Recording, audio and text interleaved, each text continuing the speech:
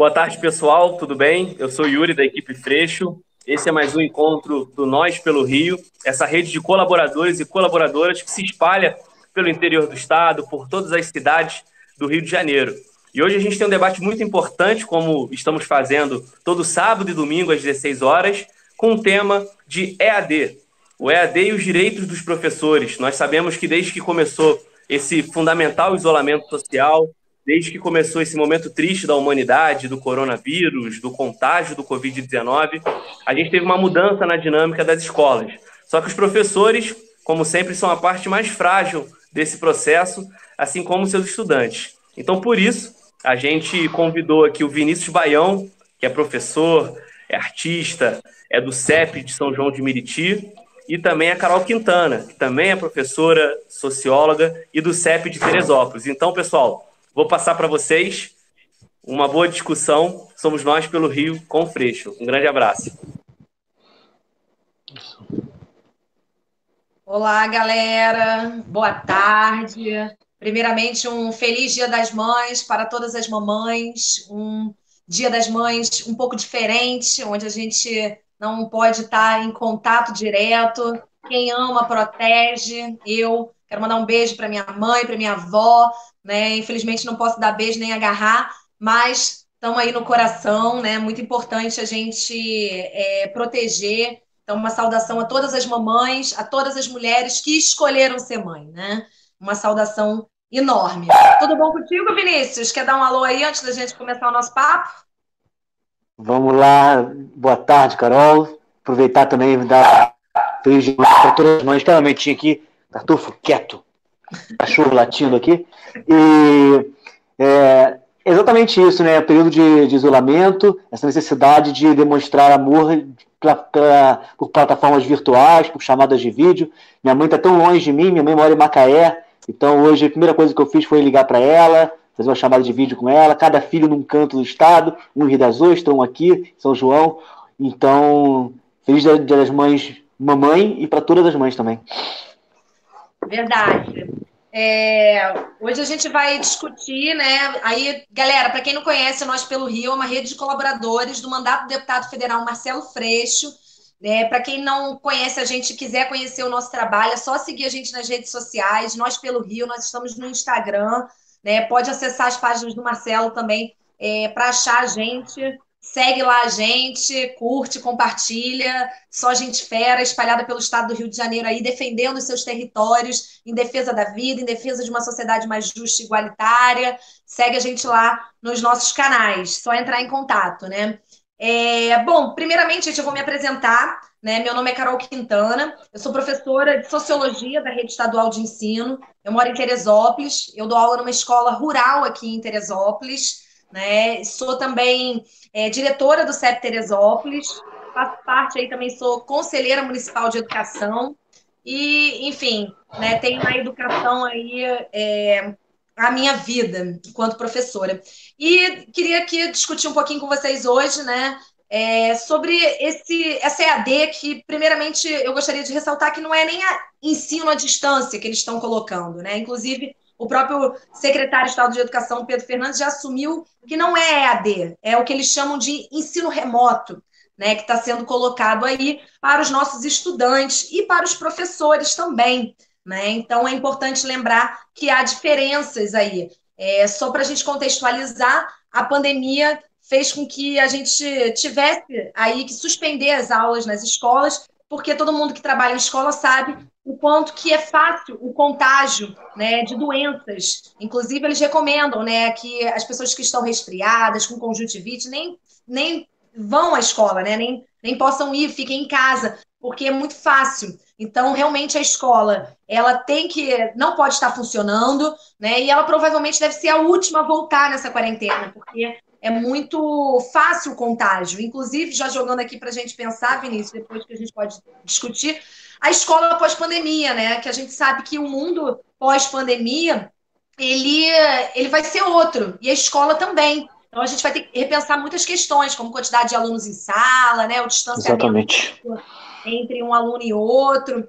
E aí, Vinícius, só para a gente bater uma bola, não ficar também só um monólogo aqui, a gente sabe que existem vários problemas aí desse ensino remoto, mas o principal problema que está colocado aí é a desigualdade educacional que se abre nesse ensino, que o próprio Ministério Público do Estado do Rio de Janeiro já reconheceu, porque já emitiu 2 recomendações, né, avisando a SEDUC sobre os riscos dessa desigualdade educacional através dessa plataforma do Google Classroom, que está sendo utilizado pelo Estado. Mas vale lembrar aqui, Vinícius pode até contar para a gente como é que está lá em São João de Meriti, né? Eu não sei se você dá aula, Vinícius, no município, é no Rio de Janeiro ou em São João? Porque você é estadual e município, né? Município do Rio e estadual em São João. Então, porque aqui, por exemplo, Teresópolis, a rede municipal também está adotando outros modelos, que não é a plataforma como tem no estado, mas vários municípios do Rio de Janeiro estão adotando, né, entrega, WhatsApp, né, tentando fazer ensino remoto. E aí, assim, para passar a bola para você, eu acho que é importante a gente discutir essa falta de acesso, porque a questão, né, do acesso à internet ela é primordial para esse tipo de ensino. E segundo pesquisas da TIC de 2018, 85% dos usuários de internet das classes D e E acessam a rede exclusivamente pelo celular. Lembrando, né, que os nossos alunos, eles pertencem à classe D e E, né, na escola pública. Então, nós não damos aulas em escolas particulares onde a elite acessa e tem mais acesso à internet, né? E somente 13% se conectam pelo celular, tanto quanto pelo computador, né? Enfim, abre aí muita discussão, porque a gente sabe que o acesso é muito difícil. E aí, Vinícius, queria que você comentasse também não só a questão do acesso, mas a gente também está vendo, esbarrando aí uma dificuldade enorme, que é a questão do armazenamento do aparelho, né? Não basta ter o acesso, Exatamente. você tem que ter um aparelho de qualidade que consiga carregar esses conteúdos e mais ainda, o aluno ele precisa ter um plano de internet bom para não consumir todos os seus dados, né? Meus alunos, inclusive, estão pedindo aos professores que não passem mais vídeo de YouTube porque eles não têm mais crédito no celular para ver, né?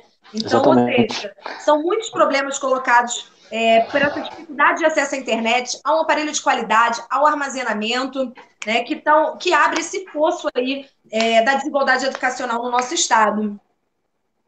Contigo, Exatamente, Carol. E aqui em São João a gente tem uma questão muito complicada. Nós somos a cidade com a maior densidade do país.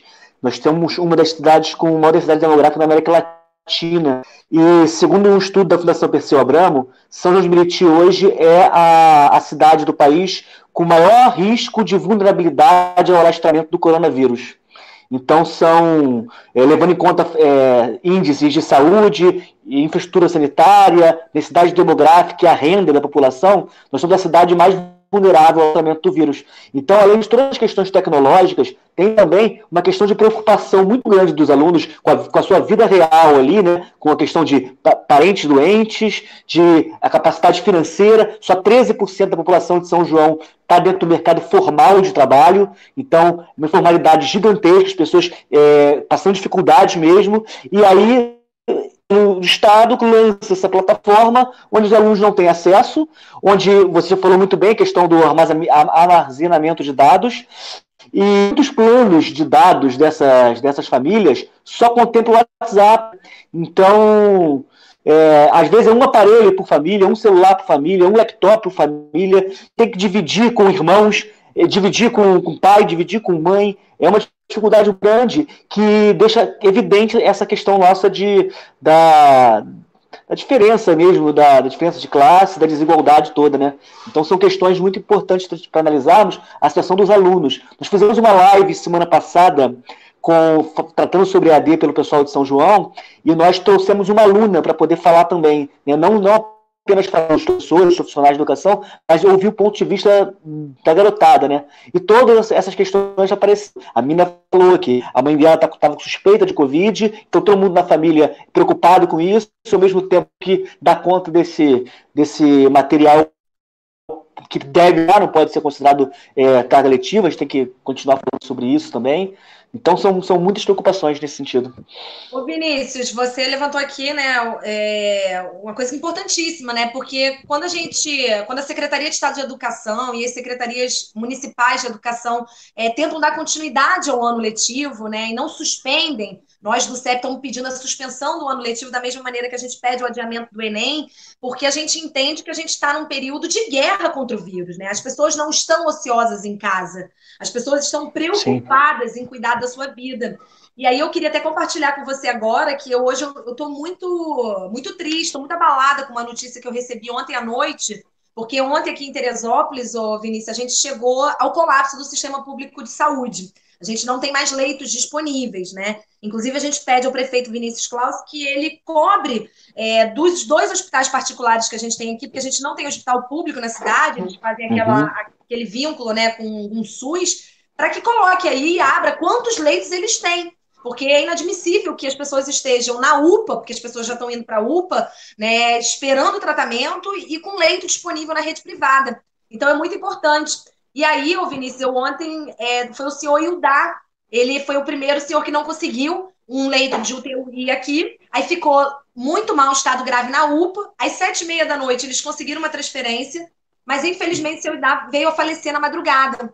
E depois, hoje de manhã, eu acordei e eu descobri que era um pai de um ex-aluno meu, que se formou ano passado, né? E isso me abalou muito, porque me fez refletir o quanto os meus alunos estão passando por isso, né? O quanto os nossos alunos, eles estão sofrendo com esse vírus, estão com medo e, inclusive, muitos estão perdendo seus familiares. Então, eu acho que é uma tremenda falta de sensibilidade, de humanidade, de solidariedade com os nossos alunos que já vivem uma pressão muito grande. A gente sabe, principalmente terceiro ano, né, que está aí naquela loucura, o Enem já é uma competição enorme, já tem um estresse, num ano normal já é um ano de estresse para esses adolescentes. E aí agora eles estão sendo cobrados porque eles ficam com medo de tomar falta, são muitas incertezas, muitas dúvidas, eles não sabem, e ao mesmo tempo, né, eles estão aí pressionados por essa questão da saúde, porque, inclusive, né, estão sendo sujeitos, estão pegando também, seus familiares também, e eles não têm condições nenhuma, né? E quando a gente não olha esse lado humano, é muito cruel num momento como esse, né? É jogar o nosso aluno, assim, dane-se, se vira, entendeu? Dá um jeito de acessar, o ano tá tocando, tá acontecendo, você tem que se virar. Então, assim, primeiro, solidariedade aí ao meu aluno José Lucas Martuccelli, que perdeu seu pai devido ao Covid-19, e isso eu levantei lá no grupo do CEP, no grupo da minha escola, que eu falei, olha, tá vendo? É isso que está acontecendo. Nossos alunos estão perdendo seus familiares, e é por isso que a gente não tem que dar nenhum tipo de ensino remoto, é suspensão do ano letivo já, porque é uma desumanidade muito grande, né, Vinícius? Exatamente. Precisa pressionar mesmo para que o ano letivo seja suspenso. A gente precisa desassociar o ano letivo de ano civil, né, para que a gente possa avançar esse ano letivo para o próximo ano também. E todo esse material que está sendo disponibilizado para os alunos tem que ser considerado como material complementar. Não pode ser considerado material para contar como dia letivo, né? Porque é uma desigualdade muito grande, muitos alunos não têm acesso. Na minha turma, por exemplo, eu entrei, semana passada, a primeira vez que eu entrei na plataforma do EAD, né? E eu estava vendo lá que, assim, 40 alunos, 7, 8 estão conseguindo ter uma frequência razoável ali. Então, é uma justiça muito grande a gente avaliar, a gente cobrar alguma coisa nesse momento. É questão de solidariedade mesmo. Aqui em São João está da mesma maneira, já tem 34 óbitos oficiais. O próprio prefeito acha que tem mais. Ele fez uma live quando os números batiam 18 óbitos, ele fez afirmando que já tinha mais de 30. Então, se agora chegou em 34, né, esse número está maior também, não temos mais nenhum leito disponível. Amanhã parece que vão ser inaugurados outros 30 leitos no hospital que estava em reforma, mas nesse momento não tem nenhum leito disponível. Então, são situações muito graves e a gente precisa pensar a educação também como forma de ajudar nesse momento, mas, né, mas não essas cobranças e avaliações que o Estado está cobrando da gente. Não, aqui também a gente está aí com 300, hoje saiu 322 casos positivos, 8 óbitos confirmados, mas assim, a gente sabe que os números são muito maiores, né? Então, porque está tendo uma subnotificação, porque não está tendo testagem em massa. A gente já vê, inclusive, o Ministério da Saúde aí manipulando determinados dados, né? E isso é muito ruim, a gente sabe que está muito pior. E aí você trouxe uma questão, Vinícius, na verdade, eu ainda não acessei a plataforma, eu sou uma das poucas que ainda não acessei, e aí, por conta das últimas decisões que a gente viu na Justiça, né, porque o CEP perdeu a liminar na Justiça e o próprio Ministério Público, que abriu uma ação civil pública contra o Estado, também perdeu. né? A Justiça entendeu que não estava havendo prejuízo e que poderia dar conta disso. O próprio Conselho Estadual de Educação, que é o órgão que regulamenta esse processo, também autorizou a EAD como forma complementar. Vale lembrar isso, como você bem colocou, né? Não pode ser considerado de eletivo, é uma forma complementar. Mas o que a gente vê na rede estadual? Um secretário de Estado de Educação que não publica nada em diário oficial. Isto é, ele não regulamenta esse processo. Então, fica tudo muito inconsistente, né? Então, ele fala que não tem que ter obrigatoriedade, que é uma complementação, mas, ao mesmo tempo, a gente sabe que ele tem orientado as regionais, que orientam os diretores a cobrar do seu corpo docente, a cobrar dos alunos a presença. Inclusive, eu acho desumano as direções que estão cobrando frequência dos alunos, que estão, inclusive, ameaçando avaliação, né? Porque nenhum processo desse está regulamentado, não há garantias de que a gente não vá repor. Eu, inclusive, defendo que uma educação de qualidade é aquela presencial e que a gente tem que repor, sim, né? Inclusive, não me incomodo de trabalhar sábado, feriado, inclusive eu abro mão das minhas férias de janeiro para dar uma educação de qualidade para os nossos alunos, né? O que não dá é para a gente ficar aceitando esse puxadinho virtual, que a gente sabe, né, ô Vinícius, tem interesses políticos maiores por trás, né? E que, infelizmente, o nosso aluno e os professores são vítimas de um processo que tem aí, né, o intuito da privatização da educação pública no nosso país, no nosso estado. E aí eu queria que a gente já batesse uma bola aqui da gente pensando também, ô Vinícius, né, essa questão dos direitos dos professores, né? A gente tem um professor que também está sobrecarregado, porque os meus colegas, eu não dou aula na rede privada, mas os meus colegas que dão aula na rede privada me relatam que eles estão trabalhando mais ainda, né? Porque não dominam as ferramentas, porque fica mais tempo online.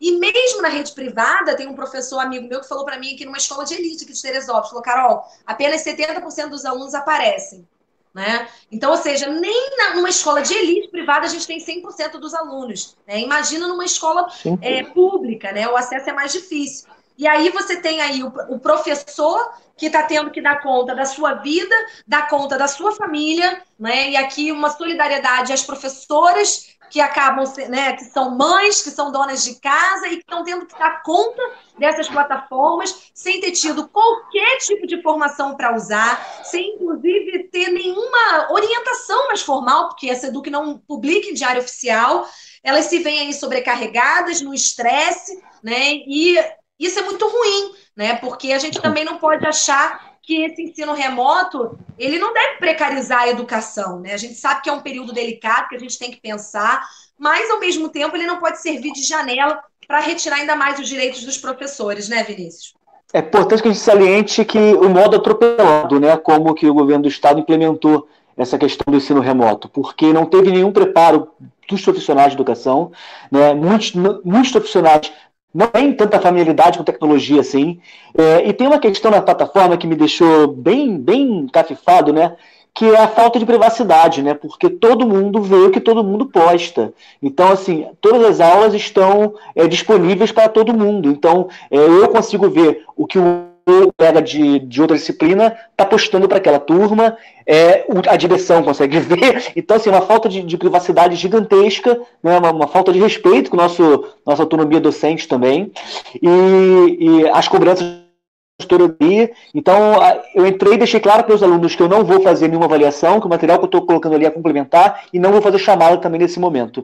Né? Vou deixando o material lá dessa maneira, mas a gente vê colegas sendo pressionados pela direção, que já está havendo, sim, um certo assédio, né, um assédio moral em relação a essas questões. A nossa regional, a Metropolitana 7, enviou um e-mail, né, que é chamado de Diário de Bordo, onde os professores precisam preencher semanalmente quais são as atividades, quais são as avaliações, para poder encaminhar para a escola e para a regional, sendo que nada disso está regulamentado. Né? Então, é importante que a gente pressione nesse sentido, para que não se transforme em diletivo, porque o que eu é que há uma pressão da Secretaria de Educação para que aconteçam essas aulas, para que isso se transforme em diletivo. A gente tem que pressionar sempre que não seja diletivo, né? Porque tem que ser material complementar para não gerar mais injustiça ainda. Exatamente, né? A gente fica preocupado porque a gente sabe que eles vão tentar passar isso, o próprio parecer do Conselho Nacional de Educação praticamente valida essa EAD, né? Então, assim, a gente tem que ficar atento de que a educação presencial ela é insubstituível, né? E que Exatamente. a gente não pode aceitar, né? E aí vem aquele discurso que na minha escola foi muito forte, né? Assim, mas eu estou pensando no meu aluno, eu não posso deixar o meu aluno desamparado, né? Aí vem o professor que se sente culpado, aí nós que somos servidores públicos, a gente também vem aquela culpa do tipo assim, cara, a gente tem que justificar o nosso salário, né? Isso é uma outra coisa que está colocada aí para a categoria também, né? E o que eu defendo e que tenho defendido, né, enquanto coordenadora do CEP e para os meus colegas, é que, primeiro, a gente querer o bem do nosso aluno não é entupir ele de conteúdos. Né? Eu, inclusive, defendo que agora a gente não pode discutir os conteúdos. A vida ela tem que estar acima dos conteúdos escolares. Né? Então, eu, por exemplo, defendo que o nosso secretário estadual de Educação ele resolva a questão da merenda. Né? Porque Sim, os nossos alunos estão com uma carência alimentar muito grande. A gente sabe que muitos alunos só têm na escola pública a única refeição de qualidade do seu dia e que agora, impossibilitados porque a escola está fechada, não tem. Eu tive relatos aqui em Teresópolis de alunos que estavam procurando a escola para saber da merenda. E o que o Pedro Fernandes fez de fazer essa reversão foi muito pouco. Né? Ele mandou só abrir as prateleiras das escolas, falou que só era Bolsa Família. Nós temos 705 mil alunos na rede estadual de ensino e ele não chegou a atingir 1%, né, com essa medida. E ele está tão preocupado com esses conteúdos, mas ele não se preocupa com o mais importante, que é a fome dos nossos alunos. Então, eu defendo que pensar no nosso aluno agora não é entupir ele de conteúdo, né? É dar a ele a assistência social que ele merece. E a gente não vê esse esforço, né, do governo em querer resolver esse problema da alimentação dos nossos alunos, mas ele está muito apressado em querer resolver as questões da plataforma, sem, inclusive, ter uma consideração com os alunos que não conseguem ter acesso. Né? E isso me preocupa muito. Aí, só porque eu queria te perguntar como é que está aí em São João de Meriti, aqui, por exemplo, Teresópolis, a rede municipal de educação, eu tenho que até parabenizar a Secretaria Municipal de Educação. Né? Ela fez a reversão da cesta básica, né, de merenda em cesta básica e distribuiu. Teve um problema? Teve, que eu acho que foi o mesmo problema que teve no Rio, que as escolas elas tiveram que ser abertas, não é isso?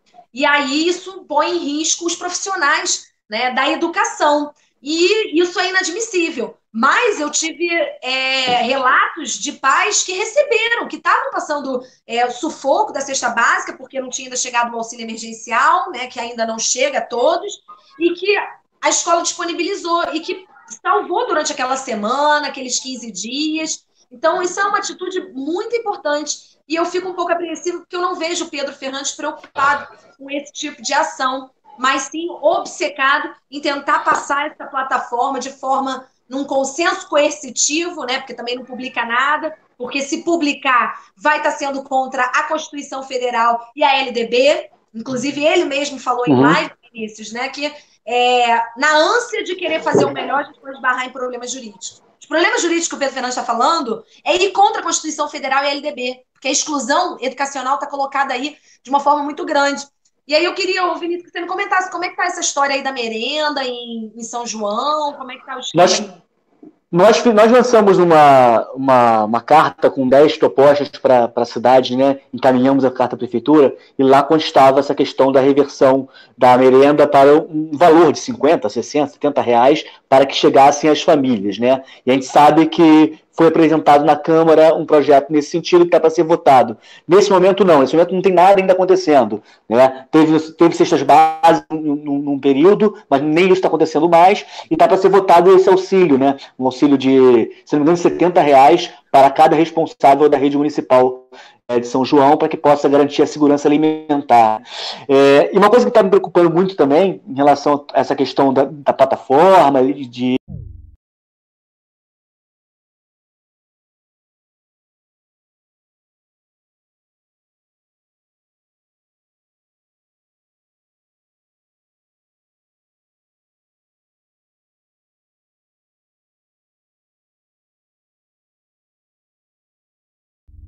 não garante a privacidade do professor, o número do professor fica exposto, né? E você seu chip, seu número pessoal. Então, a gente ontem fez uma reunião, alguns professores de São João, e a gente deixou claro que essa questão do WhatsApp pode facilitar o acesso do aluno, porque tem esse WhatsApp como um plano de dados mais fácil no seu aparelho, mas que isso só pode ser feito a partir de um chip institucional. É preciso chegar um chip institucional para nós, professores, e aí com esse número institucional a gente conseguir fazer esse grupo de WhatsApp. Nosso número privado, pessoal, porque é até perigoso, né, a gente deixar o número exposto dessa maneira. Então, é uma preocupação nossa nesse sentido também, né? Com certeza, Vinícius, me preocupa muito, assim, essas discussões já estarem avançadas, assim, na minha escola, ainda bem que essa discussão ainda não se avançou, mas eu já escutei relatos de colegas aqui também de outras escolas se encaminhando nesse sentido. E aí é inadmissível isso, porque nós estamos há 6 anos sem reajuste salarial, né? Aí o secretário quer que a gente utilize o nosso computador, porque a Secretaria Estadual de Educação não disponibilizou equipamento para os professores. Ele quer que a gente use a nossa internet, porque ele também não disponibilizou chip ou pagou qualquer tipo de auxílio tecnológico. Ele quer que a gente coloque tudo nosso. E aí, essa semana, nós fomos pegos de surpresa, né, com o decreto do Witzel, né, permitindo aí o corte das nossas gratificações, como, por exemplo, né, vale transporte, vale alimentação, difícil provimento, difícil acesso. Ele não cortou os cargos comissionados, né? Ele cortou umas migalhas dizendo que vai aí economizar 19 milhões com esse corte. Eu, por exemplo, vou ser muito afetada, Vinícius, porque eu dou aula numa escola rural que tem o difícil acesso e o difícil provimento. Então, eu vou ter uma perda salarial significativa, né? Sabendo aí que nós já estamos há 6 anos sem reajuste salarial e o nosso salário já teve aí mais de 42% na perda do poder de compra. E aí você soma tudo isso e aí você quer que o professor ele tenha condições de trabalho, tenha internet boa, né, para poder estar aplicando esse ensino remoto que está sendo imposto pela Secretaria de Estado de Educação, sem diálogo com os professores, sem diálogo com os alunos ou com o restante da comunidade escolar, né? Eu fico muito chateada com essas cobranças todas. E, na verdade, a gente sabe que o ataque a essas gratificações é um ataque político ao magistério, né? Porque quando a gente olha o difícil provimento, são pouquíssimas escolas estaduais que têm. Então, ou seja... Eu recebo provimento também. Hã? Vocês também têm? Eu recebo aqui também no CEP 114. É exatamente o que você está falando, porque é um ataque, Carol, que pode abrir um precedente para que não volte, né? Que não volte essas gratificações que são fundamentais. Por exemplo, a escola que eu trabalho é uma escola que sempre teve histórico de carência de professores. Até hoje é assim. Com o difícil provimento, a gente conseguiu completar algumas questões, né? Porque 6 anos sem aumento, o professor também profissional fica procurando formas, né, de sobreviver, de incrementar seu salário. Então, é um ataque que pode ter consequências futuras, de não voltar. A gente tem que ficar muito atento a isso também. Com certeza, é um ataque político, é exatamente isso. Na minha escola é a mesma coisa. Como eu dou aula numa escola rural, as pessoas não iam, né? Não tinha aquela constância, tinha uma carência muito grande. Aí é justamente o difícil provimento que faz com que as pessoas queiram ir, né? Que não é muito. A gente está falando aqui de R$400. A gente não está falando de nenhuma grande quantia. Quando eu falo de vale alimentação, eu estou falando de R$116. Quando eu falo de vale transporte, eu estou falando de R$100. Né? Lembrando aqui que o vencimento básico da SEDUC é R$1.179. Né? A gente não está falando de salários altos. Então, é uma economia que, na verdade, é um ataque político. Né? E eu fico muito preocupado, porque eu estou vendo esse ataque político vindo, inclusive, de cima para baixo. Né? Quando a gente vê aí a suposta briga entre o governador Witzel e o Bolsonaro, né? Porque eles são... Cara, é uma briga muito nas aparências, porque ambos defendem o mesmo modelo de Estado, um Estado mínimo, de ataque ao funcionalismo público, né? De ataque aí ao professor também. Então, no fundo, não é à toa que o Pedro Fernandes elogiou o parecer, inclusive disse que o parecer do MEC parece que foi feito baseado na experiência da SEDUC, que foi pioneira, né? Enfim, a gente vê que eles estão encampando o mesmo projeto. E aí isso me deixa um pouco preocupada, porque coloca a gente, assim, de uma forma muito fragilizada, porque o ataque está vindo a nível federal e a nível estadual. Né? Então, nós, professores, vamos ter que ter muita força para resistir aos poucos direitos que nos restam. né? Porque a nossa maior força, Vinícius, é ir para a rua, né? A gente fazer as nossas assembleias, ir para a rua, e a gente não está podendo ir para a rua, porque a gente está em isolamento social. E aí eu fico mais chateada de como esses governantes, eles veem na pandemia uma oportunidade de atacar e retirar ainda mais os nossos direitos, quando eles deveriam estar acolhendo. Eles estão atacando os professores, retirando os seus direitos no momento onde os professores precisam de acolhimento. Né? Então, eu fico muito angustiada e eu acho que os desafios vão ser muito grandes para a gente. Né? O pós-pandemia, eu acho que vai ser muito complicado. É um ataque brutal, né, que está sendo colocado e eu, sinceramente, Vinícius, fico assim, o que fazer, né? Como fazer essa resistência sem a gente poder ir para a rua, né? Enfim, num momento tão ruim que a gente está vivendo. Até nossas mobilizações precisam ser repensadas, né? Por conta do isolamento, não podemos estar nas ruas. A gente tem que saber repensar como fazer a pressão, né? A gente não pode ir mais na porta da LERJ, de ir na porta ali em Laranjeiras, do Palácio do Governo. Então é complicado demais essa questão. E o pós-pandemia tem de ser duro, né? Porque a gente vai estar falando com pessoas que tiveram que foram afetadas por parentes que vieram a falecer, por pessoas que passaram pela experiência do Covid nas suas casas, o medo ainda do contato pessoal. Eu dou aula com uma turma que tem 40 alunos. É impensável a gente colocar 40 crianças, adolescentes dentro de uma sala de aula. Né? Vai ter que ter um mínimo de distanciamento físico nesses espaços.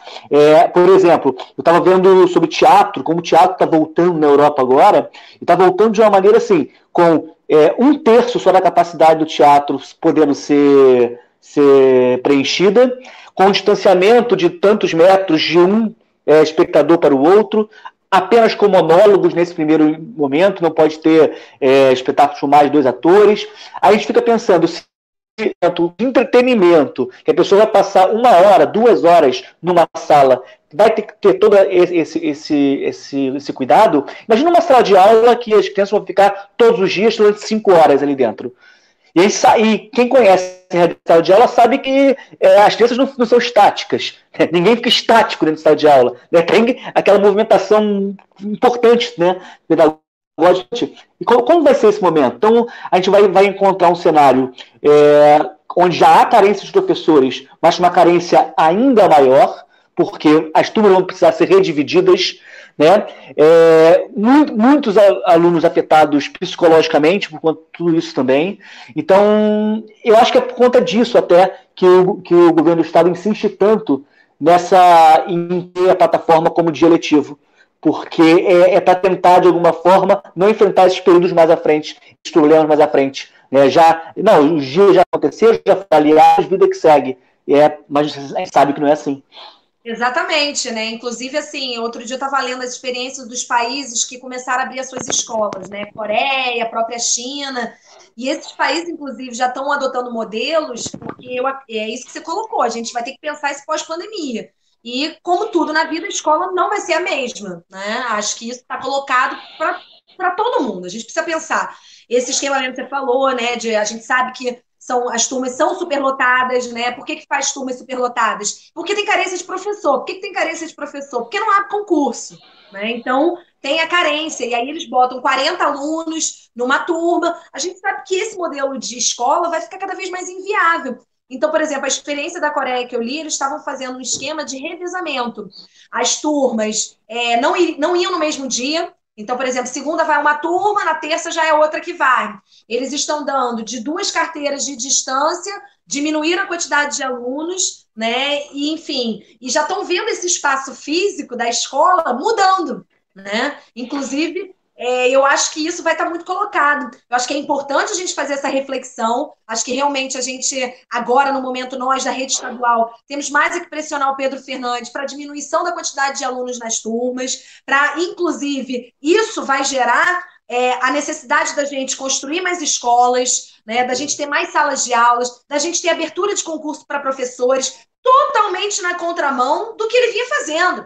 A gente vem numa política de fechamento das escolas estaduais, já desde a época do Cabral. né? A gente tem fechado turnos, o turno da noite quase praticamente não existe, o EJA praticamente, que é o ensino de jovens adultos, também praticamente não existe mais, né? A gente está vendo o enxugamento dessas turmas, alguns colegas sobrando, né, nas escolas, porque quando a gente enxuga a turma, a gente também está dizendo que os professores vão ficar desempregados, né? Então, a gente agora teria que ir na contramão da política que os governos estavam seguindo, né? Então, eu fico muito preocupado, porque eu acho que a gente tem que repensar a escola, mas a gente não pode repensar ela ao ponto de, primeiro, impedir o aluno, né, ao acesso à educação, que é um direito humano garantido, né? A educação é um direito e um dever do Estado. Então, a primeira coisa que eu penso é, esse aluno ele não pode ficar excluído, e a outra coisa, o professor não pode ser mais precarizado, né? Não tem condições do professor ser precarizado. E essa precarização do professor, ele passa diretamente por essas políticas do ensino remoto, da educação à distância, né? Eu tenho um colega que trabalha com EAD nessa fundação, que inclusive é gerenciado pela fundação do Instituto Lema, né? Vale lembrar aqui, gente, para quem não conhece, quiser procurar, entra só no site. Vinícius, eu não sei se você entrou, mas eu já entrei, dei uma olhada. A primeira chamada que tem no site do Instituto Lema é EAD nas escolas públicas e estaduais, né? Eles estão de olho nessa fatia. Tem essa questão do empresariado muito grande, né? Isso é um ponto econômico também que está sendo colocado, né? A questão do estado mínimo que você colocou e estão usando a pandemia como uma forma de precarizar a atividade docente, precarizar ainda mais a educação nas salas de aulas e ampliar o espaço para que esses grupos econômicos interfiram cada vez mais, né, na educação pública. Se a gente pensar que do próprio EJA, né, da rede estadual, durante um tempo atrás, aquele programa Acelera, se não me engano, acho que o nome era esse, eram teleaulas da Fundação Roberto Marinho. Então, já tinha, final do governo Cabral, já tinha esse movimento, e agora, com a pandemia, esse movimento ele tende a crescer, né? Utilizando-se desse momento para poder fazer a inserção cada vez maior dos grandes grupos empresariais na educação pública. Eu fico muito preocupada com isso. Isso me deixa muito angustiada, porque, por exemplo, é uma precarização tão grande que esse meu colega, ele chega a corrigir 40 mil provas. Eu falo, gente, isso é desumano. Isso é desumano com o professor, né? E a gente viu, inclusive, saindo na mídia, teve umas 2 semanas, que tem instituições que colocam robôs para corrigir a prova, né? Ou seja, para, inclusive, limar o professor. E eu falando com os meus alunos, né? Eu fiz um vídeo explicando aí os motivos que me levaram a não acessar a plataforma, né? Falei, preciso me comunicar com os meus alunos, que inclusive muitos têm dito, a plataforma é uma forma de me comunicar com o aluno, é importante, tal, né? Eu acho que, beleza, pode comunicar, mas você vai comunicar com 1/5 dos seus alunos, porque como você mesmo colocou, não está tendo muito acesso. E à medida que passam os meses, o acesso está diminuindo ainda mais, né? Ou seja, a própria plataforma por si só fracassa. Então, eu fiz um vídeo e eu fiquei preocupada, que quis esclarecer tudo isso para eles e trouxe, inclusive, até os dados da sociologia, né? Como essa automatização que o capitalismo impõe às profissões é uma forma de demitir trabalhador, né? É uma forma da burguesia lucrar ainda mais. E dei o exemplo, por exemplo, dos cobradores de ônibus, né? Que a gente tinha, era uma profissão que existia, que empregava milhões de brasileiros e que depois que a gente teve o Rio Card, aquele cardzinho, né, substituiu, né? E isso é a famosa mais-valia relativa que o Karl Marx traz, né? Uma forma da burguesia tirar dinheiro, como é que eu faço? Eu substituo o trabalho humano por máquinas, né? E aquela máquina, ela é muito mais barata, porque eu não tenho que pagar um salário todo mês, eu faço uma manutenção mensal nela e tudo bem. Então, o que está colocado para esse ensino remoto, para nós, professores, é exatamente isso, né? É a precarização, é a automatização da função docente para que não se tenha gastos, né? Para que isso seja um lucro ainda maior da burguesia, né? Um lucro dessas empresas que estão de olho nessa fatia da educação pública. E aí, Vinícius, queria trazer aqui só uma provocação, porque acho que a gente já está chegando aí mais ou menos no final, e eu queria que a gente falasse um pouquinho do Enem e a gente desse umas sugestões aí, a gente pudesse também ver propostas, né, para essa crise, para a educação em tempos de pandemia, é o quanto esse Instituto Lema, por exemplo, financia diversos políticos no Brasil, né, como a Tabata Amaral e, inclusive, o próprio irmão do secretário estadual de Educação, o deputado estadual Sérgio Fernandes, do PDT, né, que também apoiado por esse grupo. Então, a gente vê que esses políticos eles tentam flexibilizar a legislação brasileira, que não permite o financiamento público da educação por dinheiro das empresas privadas, para tentar o quê? Abocanhar esse mercado, sabendo que aí 70%, 80%, se eu não me engano, da educação básica é a educação pública no país, né? E não levando em conta uma coisa fundamental, que assim, educação básica, escola, não é simplesmente uma fábrica de conteúdo. Escola é espaço de interação social, né, de crescimento humano, interação social mesmo. E a partir do momento que começa a ser colocada essa questão da educação à distância, da EAD, e um projeto para que isso se amplie pós-pandemia, é retirar a educação básica, principalmente, mas retirar a educação, esse aspecto humano de interação social que é fundamental. O quanto nossos alunos crescem, quanto nós crescemos também, a partir dessas interações que são colocadas, né, em sala de aula.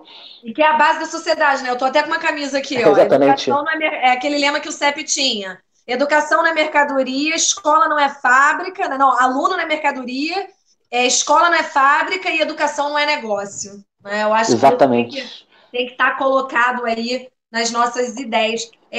Agora, muito importante você falar do Enem, porque é preciso que o Enem seja adiado. Não dá para a gente manter o Enem, porque se a gente pensar, o acesso ao ensino superior já é tão desigual nesse país. Imagina nesse momento onde aqueles que estão em escolas de elite, que têm condição financeira para isso, nesse momento, que continuam com as suas aulas, mesmo precarizadas por conta da questão de ser à distância, mas continuam com o seu processo. E os nossos alunos de escola pública ou das escolas particulares pequenas, né? Não das grandes escolas, né? Que muitas vezes sofrem tanto quanto os alunos da escola pública. Né? Então, é fundamental que a gente endosse essa campanha, fortaleça a campanha de adiar o Enem. Não é possível, num momento como esse, a gente manter esse processo. É inadmissível a fala do nosso ministro da Educação, né, de que o Enem não foi feito para corrigir injustiças, inclusive é de uma ignorância, de nem saber nem como que a prova foi criada, por que foi criada, né? O Enem é sim feito para corrigir injustiças. O Enem, apesar de várias críticas que eu tenho ao Enem, ele é um dos sistemas de acesso à universidade mais bem-sucedidos do mundo inteiro. Isso, inclusive, é reconhecido por educadores de outros países. Né? A gente tem aí, o Enem permitiu uma democratização do acesso às universidades que a gente nunca viu nesse país. Né? E mesmo assim as porcentagens são baixas, porque a gente precisa também de uma política de assistência estudantil, não basta entrar, mas esse aluno ele tem que ter condições de ficar. Então a gente precisa avançar, inclusive, nesse debate. Mas eu concordo também com você que é inadmissível que o Enem ainda seja mantido. O Enem ele precisa ser adiado, inclusive a própria Justiça de São Paulo já determinou o adiamento do Enem, e o que a gente está vendo agora é uma briga entre bolsonaristas e não bolsonaristas. É isso que vai se dar a disputa do Enem, ao meu ver. Um ministro da Educação que compactua com um governo genocida, como é o governo Bolsonaro, né, querendo manter o Enem justamente para excluir a camada desses nossos alunos do acesso à universidade. Né? É um projeto perverso da educação que esse ministro defende. É um ministro que é contra professor, que persegue professor, que chama professor de doutrinador, que não tem um mínimo de respeito ao professor. Né? Então, é um ministro inimigo da educação. Né? E ele precisa, sim, reconsiderar. Então, eu quero fazer aqui um apelo a todos os jovens e estudantes. Né? O movimento estudantil precisa se posicionar. A gente tem que ver essa molecada que está sendo a mais prejudicada de todas. Né? Eles são a parte mais frágil desse processo. Né? Toda a força e solidariedade ao movimento estudantil, aos secundaristas que estão criticando. Quero dar aí um abraço especial aos meus alunos que vêm resistindo à plataforma. Eles escreveram uma carta aberta dizendo por que eles eram contra a plataforma. Vinícius, eu estou com uma turma que eu achei tão bacana a atitude deles. 8 alunos na turma, é uma turma de 2º ano, não tinham acesso nenhum à internet, né? Nem dizer, não sou o aparelho, mas é escola rural, então tem lugares aqui de Teresópolis que não tem internet, não tem internet a cabo, não tem sinal de internet, não tem nada. E aí a turma virou e falou assim, nós não vamos aderir à plataforma em solidariedade aos 8 alunos que não têm Muito bom. condições nenhuma de acesso. Então, enquanto todos nós não tivermos as mesmas condições de acesso, nenhum de nós vai acessar essa plataforma. Olha, até me arrepio. Exatamente. Eu achei tão bacana essa atitude de Bonito. solidariedade deles, e a gente precisa deles. Essa luta é tanto dos alunos quanto dos professores, né? A luta por uma educação de qualidade, uma luta aí, né, pela não precarização do trabalho docente e do acesso à educação. E aí, assim, para a gente finalizar, que eu acho que a gente já está, né, chegando Estourando, aí, né? estamos estourando. Eu penso assim, cara, proposta para agora, né? Eu, sinceramente, Vinícius, eu tenho uma opinião. Eu acho que não é hora de falar de conteúdo agora.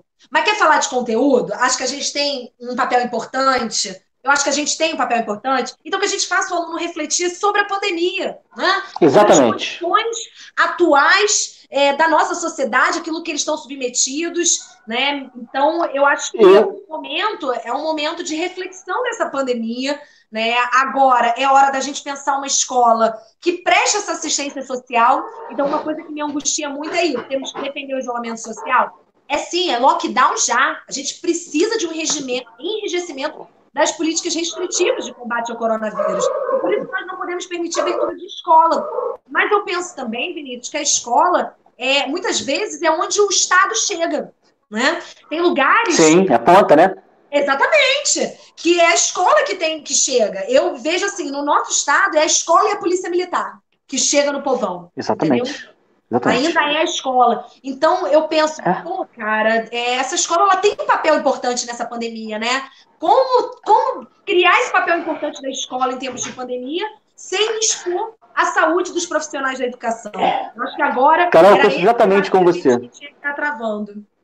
Eu penso exatamente como você, assim, como eu falei, eu entrei semana passada pela primeira vez na plataforma, eu fiz questão de deixar claro que eu não vou dar nenhuma avaliação, nem fazer chamada, porque não temos que fazer isso nesse momento, e os textos que eu estou colocando lá para os alunos não tem a ver com conteúdo de língua portuguesa, por exemplo. Eu estou colocando textos no horário das aulas, tal, para eles, mas falando sobre o que está acontecendo nesse momento, para eles refletirem sobre a pandemia, sobre, às vezes, informações que não chegam a eles, que eles não têm acesso, eu coloco lá. Então, assim, eu estou usando esse canal para aqueles 6, 7 alunos que estão utilizando a plataforma, mas como uma de estabelecer uma reflexão sobre o momento que vivemos e como um canal de comunicação sobre a nossa cidade, que é uma cidade que tem muito risco do alastramento do vírus, a mais vulnerável do país. Então, dando essas informações, levando dados para que eles possam refletir e até propagar para seus familiares, seus vizinhos também. Então, eu estou usando esse canal dessa forma, deixando claro que não vai ser avaliação e não vai ser conteúdo nesse momento. Não tem por que eu estar ensinando objeto direto e indireto nesse momento, né? Não, perde o sentido mesmo, né? Inclusive, assim, eu até entendo, por exemplo, na minha escola, os professores que falaram que eu ia avaliar, era por quê?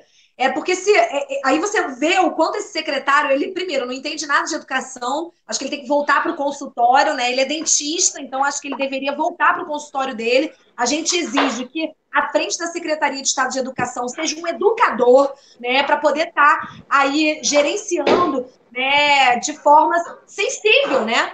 No mínimo que a gente espera é um educador, mas há muito tempo a gente não vê na Secretaria de Estado de Educação, né, alguém da educação de fato. A gente vê tudo, da administração, né, dentista, tudo, menos um professor à frente da pasta.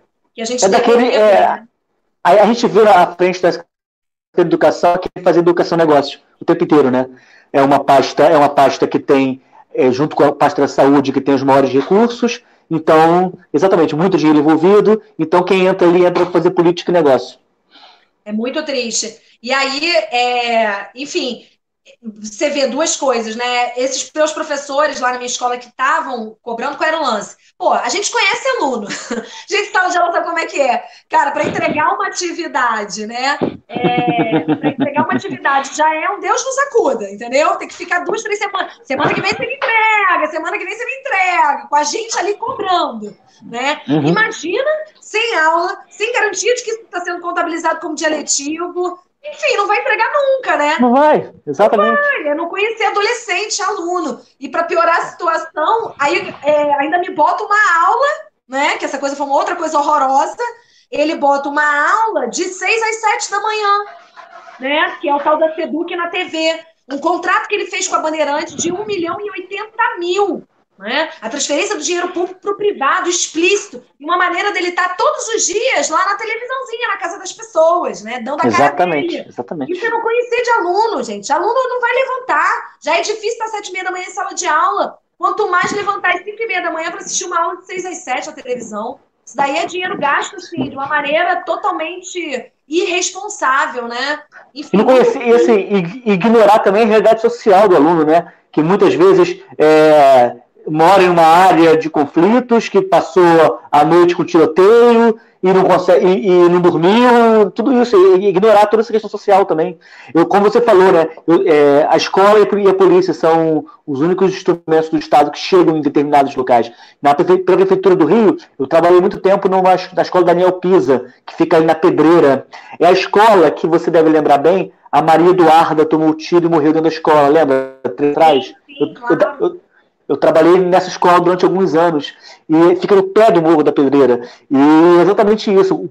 Quantas vezes eu ouvi dos alunos sobre isso? Pô, professor, eu não consegui fazer o exercício, não consegui fazer o dever, não consegui estudar, faltei ontem porque não tinha como sair de casa por conta do tiro, estava escondido, sabe? Ignorar toda essa situação também. É muito ruim, né, Vinícius? Muito chegando triste. aqui no final. Obrigada aí pelo papo maravilhoso aqui. Valeu. Nesse domingo de mãe. E aí agora, galera, vamos encerrar a live, mas queria convidar vocês aí para curtir o nosso canal, né? Nós temos também uma página no Instagram do Nós pelo Rio. Segue a gente lá, curte a gente lá. A gente é uma rede de colaboradores do mandato do deputado federal Marcelo Freixo, né, que está aí comprometido com os seus territórios, na luta aí por uma sociedade mais justa, mais igualitária, menos desigual, né, em defesa dos trabalhadores. Então, só seguir a gente lá no Instagram, Nós pelo Rio, curtir aqui o canal também, quem quiser se inscrever no canal aqui também pode se inscrever. E queria fazer um último convite, que na verdade é a live do Marcelo Freixo, às 5 horas, né, no Instagram e no Facebook. Mais tarde, Freixo vai estar aí em live, então quero convidar todos que estão assistindo a gente a assistir também a live do Marcelo. Vai estar no Facebook do Marcelo Freixo, também no Instagram do Marcelo Freixo. Quem não segue, pode seguir, é maravilhoso. O Freixo está aí na luta, defendendo os nossos direitos, né? Fazendo aí uma frente a esse Congresso que só ataca e retira os direitos do povo brasileiro, né? Mais uma vez, obrigada a todos que nos assistiram, né? Compartilhem aí nas suas redes a nossa live se vocês gostarem. Podem entrar em contato. Para quem quiser me seguir também, Carol_Quintana Pissol, tem uma página no Instagram, tem uma página no Facebook também. É só seguir, comentar, quiser mandar uma mensagem, estamos aí, né? Vinícius, quer falar das suas redes? É isso. Agradecer também o convite a participar desse bate-papo. É fundamental que a gente faça esse debate nesse momento. Minha rede no Instagram é Vinícius Baião _, no Facebook é Vinícius Baião. E é fundamental, você falou da atuação do Marcelo Freixo, né, que a gente consiga, esse ano, ter vereadores, né, nas cidades todas, para que a gente possa fazer atuação nas nossas cidades. Em São João, nós temos 21 vereadores, Carol, todos homens, nenhuma mulher, todos se declarando cristãos, todos eleitos partidos que apoiaram o golpe contra Dilma. Então, é um cenário, assim, caótico, onde a gente não tem nenhuma participação popular de fato daquela Câmara. Então é fundamental que a gente reproduza mandatos em todo o Estado, por isso que nós pelo Rio é fundamental para a gente trocar informações, para a gente possa se fortalecer, porque dessa maneira que a gente vai conseguir fazer esse tipo de luta nos nossos territórios também. Então é isso, um beijo, um abraço. Valeu, Vinícius, bom domingo aí para você, para as mamães. Valeu. Obrigada a vocês que acompanharam a gente nesse domingo de Dia das Mães. Beijo grande, segue a gente lá. Não esquece que mais tarde tem Marcelo Freixo Live. Inscreva no canal. E é isso aí, galera. Beijo para vocês. Tchau, tchau. Valeu. Valeu. Valeu.